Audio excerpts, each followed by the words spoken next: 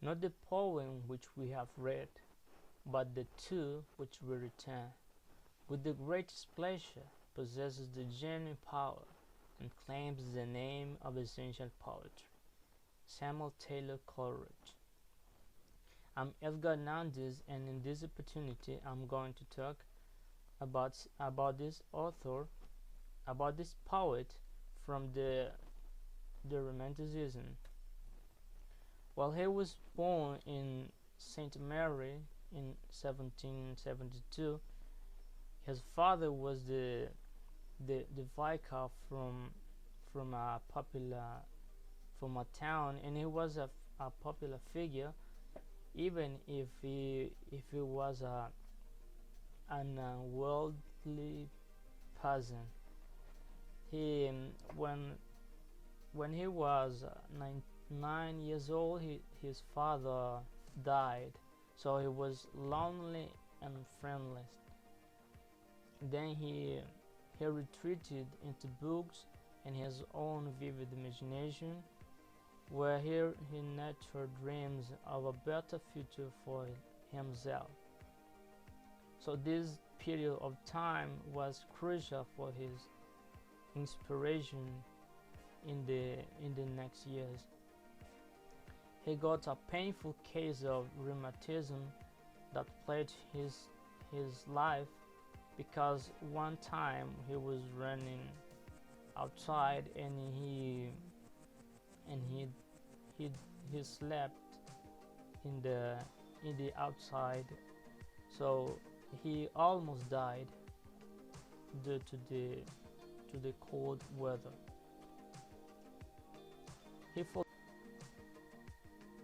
he felt drawn to the worlds of fantasy and the exotic. And also, when he was studying at Cambridge University, he became inspired by the democratic ideas of French Revolution, and then he joined a movement to establish an ideal community. But at the end, the utopian group was disintegrated, so he moved the community. It was supposed to be established in the United States. So when the group disintegrated, he moved back to England.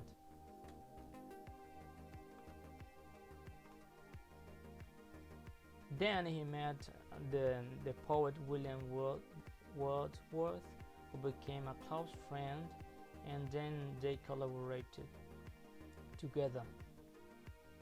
And in that period of time was maybe the happiest of his life, because he was growing up with his career.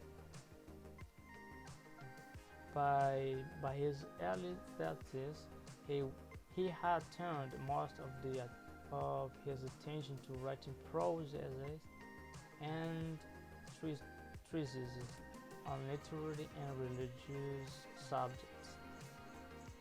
So until this moment, he was accustomed to create poems and essays. Finally, he died in 1834. Some of his inspirations and the influences was fantasy. Maybe because he was alone, he had a lot of time to think about imaginary things.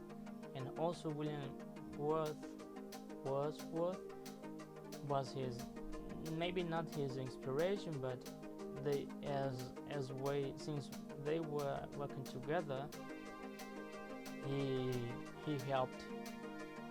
I mean, they helped each other. And also Shakespeare's plays, because he commented on his different plays. The democratic ideals of French Revolution, because Taylor was like a democratic man, and he believed in rights about women freedom, freedom about religion, and also the abolition of the privileges of some people. This is according to a magazine online called eNotes. He became the richest literary critic, and also he is known as his particularly perspective of to comment about William Shakespeare plays. Here's another feature of his poetry is the different biographia literaria, in which he discusses the sense of stages that a poet has through their entire life, according to eNotes, and also his exposition of the romantic ideals of art and life in the different pieces of art or pieces of poems and essays that he created. And